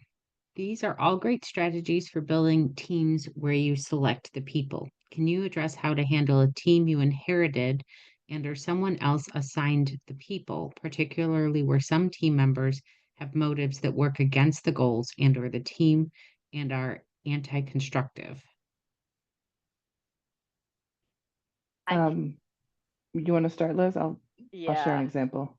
I was gonna say, I definitely have inherited teams, um, and also been assigned teams that I was told this is who's gonna do this for you, and this is who's gonna do that. So I think it goes back to something that we've talked about a lot, and that is culture, communication, transparency, making sure that everybody is receiving the same message with regard to what is this project, what is the goal, why are we doing it. Um, while individuals may need, one-on-one conversations with, what is your part of this? How can we help you be successful and have some benefit from this? Learn a new skill, get recognition, have visibility, whatever that may be that might speak to a system of reward that matters to them, that could bring them on board. But holistically, everybody should be hearing the same message about, this is the project we're doing, this is why we're doing it. And be able to at least have that from a cohesion perspective. The inheriting folks, it really is interesting because you are inheriting different experiences with past leaders that they've had, different skill sets. If you have not hired these folks, they may have been hired at a time where 5 years ago there was a different technology, there was a different business need, there was a different body of work, where maybe they were hired for one skill set and they have not yet been developed into the new needs. So I think it is both a reactive but also a proactive. If you look at it as a leader, as an opportunity to put your thumbprint on helping somebody else develop into their potential, then, you know, going into it with that positive outlook and really genuinely going to them and saying, I want you to be successful. I want this program or this project to be successful. And let's find a way to work on how do we get to that success. So, Megan, I know you've got lots more to say in that world. No, you described it. I'm just a little tidbit somebody shared with me.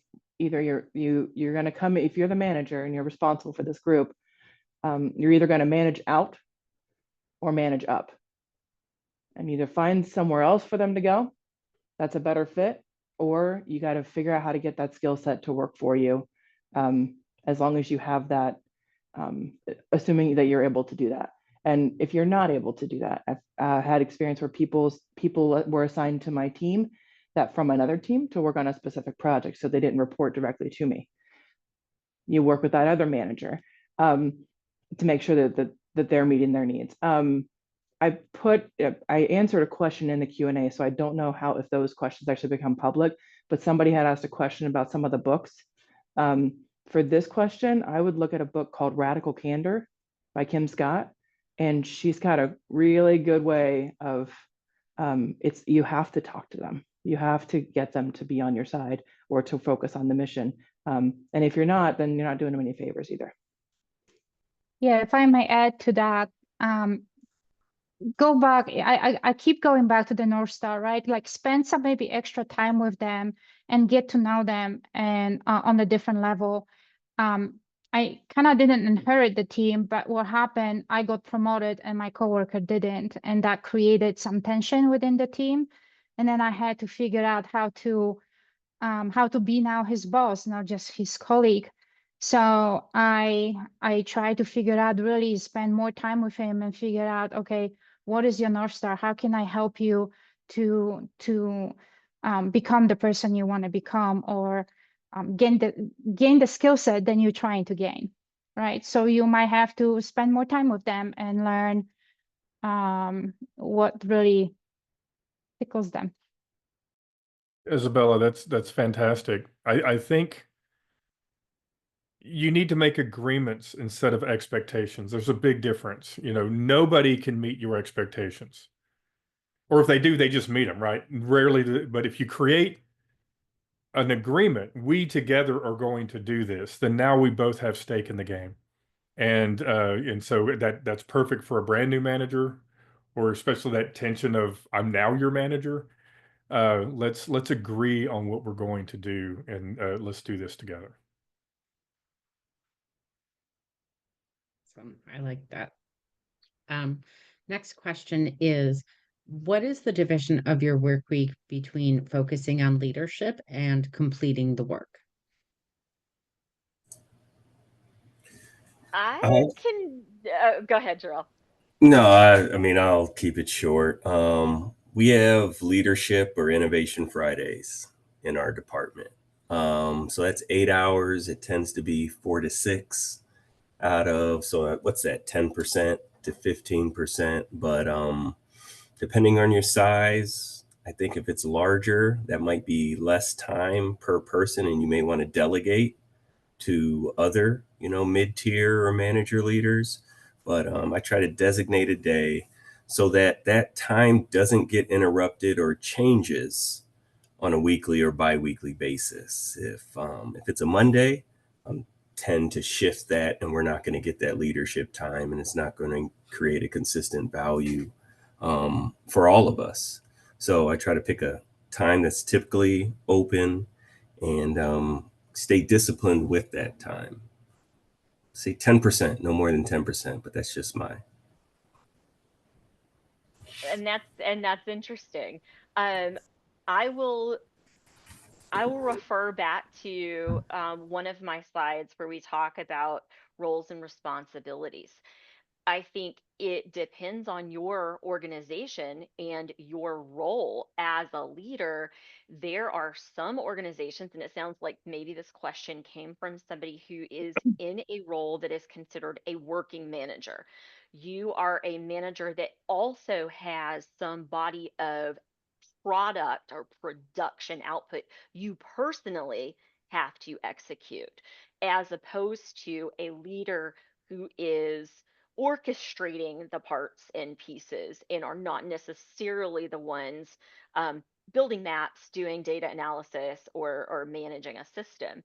So I think that is going to vary, because for me, I would say when I put on my hat as I have a role in some projects where I am the project manager or I am a technical lead, if you consider that body of work the doing, then I would say that is probably 20 to 30% of my time overall. The other 70% of my time is spent in what I would call more leadership activities.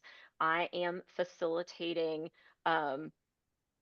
collaborations with other teams. I am doing team management, mentoring, one-on-ones, um, hosting meetings, you know, doing training, anything else that is not the physical doing of the technical work itself.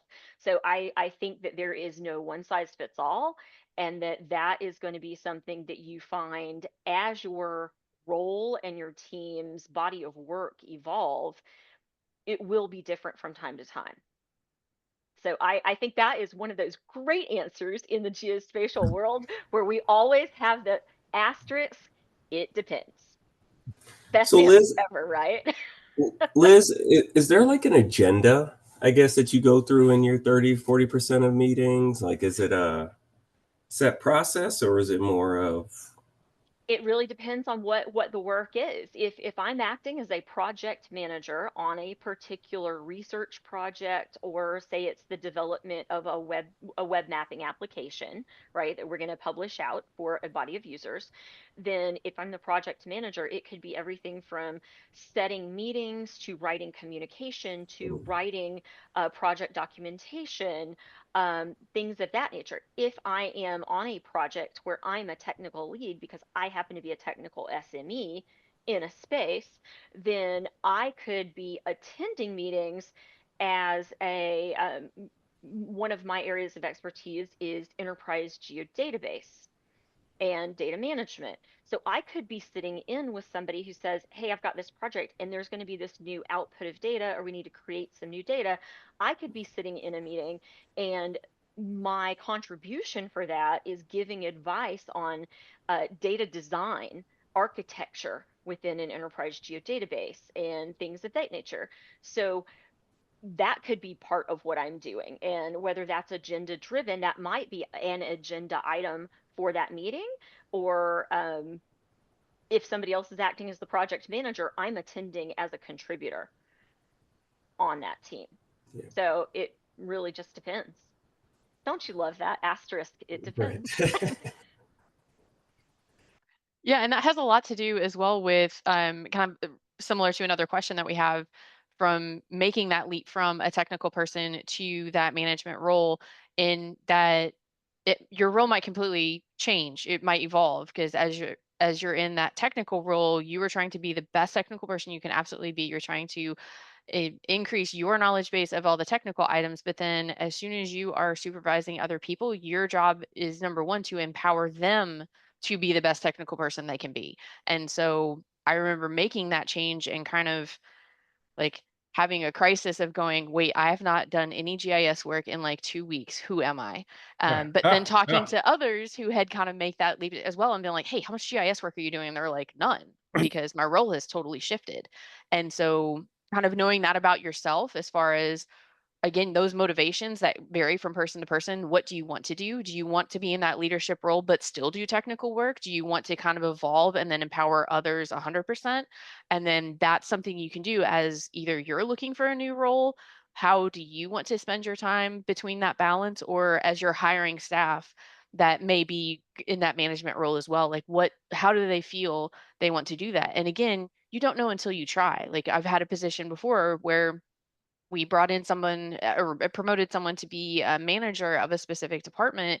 And after a few months, they were like, I don't know that this is for me. I don't think I'm the right fit because I miss doing the engineering side of it. And so being able to try it, fail fast, and then pick up where we can move on and be productive together. Yeah, May I share great. Go ahead, Tim. Oh, I just wanted to share some advice I got early in my career. When I was the only person in the department, I was the manager, the technician, everything, right? And I remember my boss at the time sat me down and said, look, at some point in your career, you're going to have to decide, are you going to be a technologist analyst? Or are you going to be a manager? You can't be both. I'm like, of course you can be both. I'm both right now, but ultimately you cannot. You know, if your team grows, the technology changes, you can't stay on top of all of it. You have to choose a path. And like Ashley said, sometimes that path isn't a management path, and that's fine. But you can't do both. So just keep that in mind in the long haul. Yeah, and I can add to that. Thanks, Tim. It was really hard for me to give up the technical part when I became the leader. And then I hired this beautiful, wonderful, smart, much smarter people than me, and I felt intimidated by them.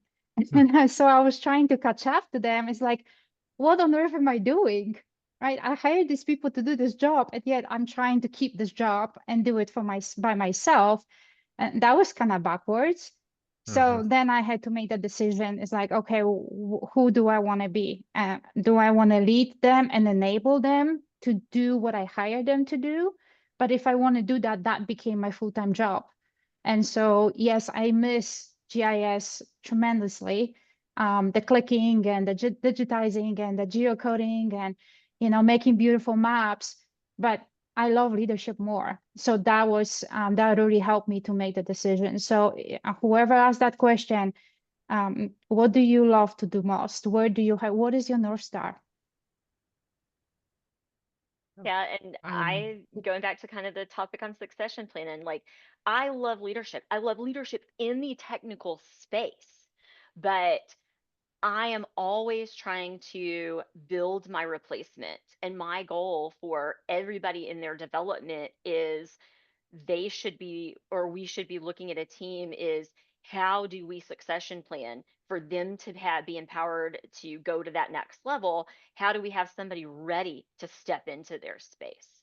And so as a leader, I want to still understand the technical, but I don't want to do the technical because that is taking in my organization and in my view, that is taking away the opportunity for somebody else to step up and have the opportunity to shine and take on more responsibility. Right. We have two questions that are kind of similar to each other, and they'll probably be our last questions, just because we do want to allow a little bit of time for wrap up. So these are a little bit lengthy, but it says, how can we get team members to express their personal interests if it doesn't align with the requirements in their position description?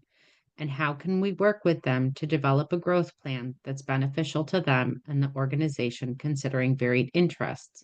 And to kind of piggyback on that one, how do I, as an individual contributor, respond when I am pigeonholed doing legacy operations and I want to be involved in new development? When new hires come, they seem to get the new stuff. As a manager, how do you balance that out?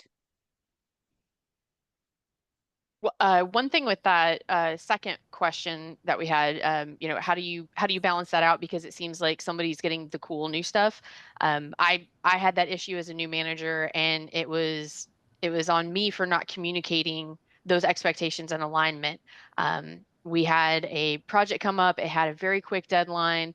I looked at who had the most experience with that aspect and was able to say, hey, this person, I need you on this right now, but didn't communicate that to the rest of the team to say, hey, this is being assigned because we have a short deadline. We don't have time to kind of do the research or explore. But without communicating that, there was speculation of, oh, this person gets to do the cool stuff. And so then when someone said, hey, the team seems to have some issues. And then I realized, oh my gosh, I did not communicate this. And so then working back with the team and saying, oh, I'm so sorry. I'll make sure that we, everybody's got all the information in the background to be able to say why that decision was made. And it was because, and then everybody completely understood and said, oh, okay. And then I was also able to learn from that as well, that other people on the team were interested in that type of work. So then we can build a plan around that as far as who's interested in what type of things. Again, what are their motivations? What do they like to do? The type of work, what do they value as far as how they spend their day? And then we could work together on, hey, here's this project we have coming up. Here's the needs that we have. Here's the time frame that we have. Who feels comfortable working together on it? And then that way we could build that together. Like Tim said, having that agreement rather than kind of saying, hey, this is how it's going to be. So it was definitely a learning experience from there. Yeah, actually, we kind of war room it. We tend to have 10 to 12, 15 projects at a time. And if everyone had 4 straws, where would you put your straw? If there's a tie, it's kind of like an unbiased approach, and it's just an exercise to begin to target things. And then we have a conversation of, hey, what does your skill represent? And this is why I personally think, from my position, why I went with this person. So we try to your point, like we try to keep it as transparent as possible, as soon as possible. But when I have a new intern and they have all this energy because they're a graduate student, they're ready to start their career and they want to do this. Well, let's learn A, B first, and then we'll get to C. But you're in on the conversation and what that means. So I think, to your point, transparency and communication. We break down work into tasks, right? And we look at it as a team. So if there's something like the one person that doesn't get to do the cool stuff, maybe they can pair up with someone who does and learn it. And as long as the work is out there in front of you, visible, as you know me, then I think everybody benefits from it. So I think it gives everyone an opportunity to kind of select a task and start working on it. I think if you kind of like what Jarell said about the war room, if you look at what your projects are for the upcoming, whatever that period is, 3 months, 6 months, 1 year, and then kind of throw it out there and see what people want to work on. That's one way to do it as a team. It's also important as a manager, as a leader, to talk with each one of your employees about where they are and where they want to go. And if they don't have, I've had an employee in my previous position who they were really good at geocoding, really good at next-gen 911 work, but really wanted to learn more about enterprise architecture and how our things operate in the cloud. Well, that was part of their growth plan. And we talked with them about what that would need. So that becomes part of their responsibility. Others mentioned setting aside time for training. So that's their training, and they go to learn that. When you let your team members kind of have control of that, that's how they grow. So that person now will move from that next gen 911 background over into enterprise architecture and cloud management. And guess what? You're no longer single threaded in either one of those areas now. So that's also a nice piece too. If I can just add very quickly to that, it's when I've been pigeonholed before in my career as a GIS analyst and, before I became the leader, and I know how frustrating that is. So when I became the leader, I try to give people opportunities to grow in other places as they look for the North Star, just making sure their job is done. So as long as you keep your duties fulfilled and you communicate with your manager, is like, hey, I'm really interested to do that. And I think by me exploring that interest will benefit the organization. By doing A, B, and C, the organization can benefit and grow within because of that skill set I'm gaining now. That is very compelling argument that my team actually brought many times to me, and say I promoted from GIS analyst to enterprise architect. He said, architecture is my thing. I really want to learn more about it. It's like, look, if you have time, what you need, let me know, because eventually we'll grow beyond just your little role, and we will have to have an enterprise architect on our team. And so that happened. So even if you pigeonhole, find a way to expand beyond it. So eventually, the way how I structure, and when I hire a new team member, I tell them we like a teaching hospital, right? My job is to give you opportunity to learn so you can then grow and take the organization to the next level. But if I don't give you the time to learn, the organization is not going to grow. Yeah, and one last buzzer beater question, and I know that then we're going to get wrapped up, is building in your capacity and your time commitments, like Izabela just said.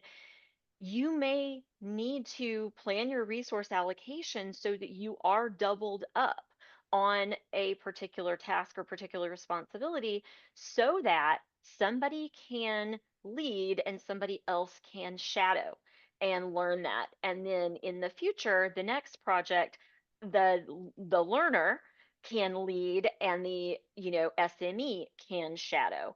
And that does mean that you are double resourcing particular roles and particular projects, but account for that in your time and account for that in your team. And that is on the job growth. Thank you all, panel. And want to say thanks to the audience. You guys have been a wonderful audience. Let's show some love again for the panel for today. This has been very, very informational, and I've learned a lot myself just being the moderator and listening. So just some wrap up. I want to make sure everyone is aware of some upcoming programs and events. So we have the GIS Leadership Academies coming up. Hopefully you're signed up already for June 16th through the 20th in Chicago. And then the Advanced Leadership Academy is November, and that's in New Orleans on November 3rd through the 7th. We have the GIS Academy again in December. That offering is the 8th through the 12th, and that's in Savannah, Georgia. Also want to encourage everyone, I spoke about the Learning Annex. Please go and check out the Learning Annex. You'll see great webinars like this one here that we did today. And then you'll also find extra other learning that, that you will love to dive into. Also want to make sure you mark your calendar for the GIS Pro in the Rockies, and that is October 6th through the 9th. We will see you there and you will join us. And hope you will stay connected and get connected and stay connected with GPN. And thank you again. Hope everyone got a nugget they could take back to the office and start working on tomorrow or later this afternoon. And again, thanks panel. Appreciate your time, and everybody have a great rest of your week. Thanks for joining us.